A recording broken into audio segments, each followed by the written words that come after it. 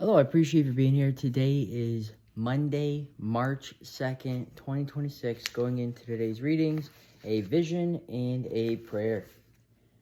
There is a great deal of information recorded about the life of Pope Leo XIII, born on this day in 1810. In fact, he was the first pope to be recorded and filmed, yet there is one account of his life that has remained somewhat shrouded in mystery.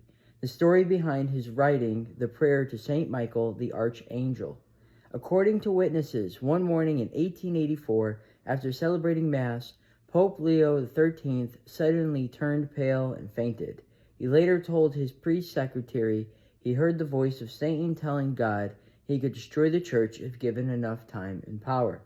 Shaken by the vision of demonic spirits gathering to attack the church, Pope Leo XIII wrote the prayer to Saint Michael, an archangel long recognized for battling against the forces of evil. 2 years later, Pope Leo XIII asked all priests to lead the faithful in reciting the prayer after every Mass, a tradition that continued until the 1960s. Lesser known is a longer version of the prayer that Pope Leo XIII wrote for exorcisms. In the book of Revelation, Saint Michael the Archangel is engaged in battle with Satan. Then war broke out in heaven. Michael and his angels battled against the dragon. Saint Michael is often pictured with a sword and shield that symbolize his role as a warrior and protector.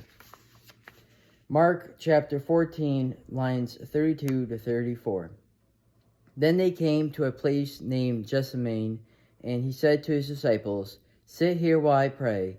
He took with him Peter, James, and John, and he began to be troubled and distressed. Then he said to them, "My soul is sorrowful even to death. Remain here and keep watch."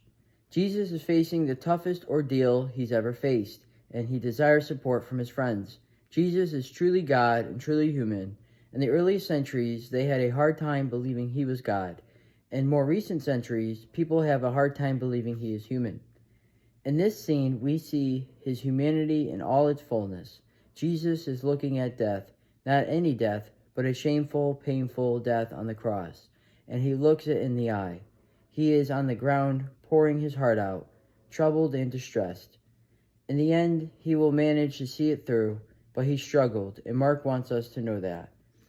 For some reason, some sufferings, even with God's help, can't be avoided. We've all been through a few, or a lot, and there will be more along the way. Jesus also experienced this firsthand, and he is with us through them all, including the ones I may face today. Spend some quiet time with the Lord. I appreciate you for being here, and I look forward to sharing tomorrow's one with you.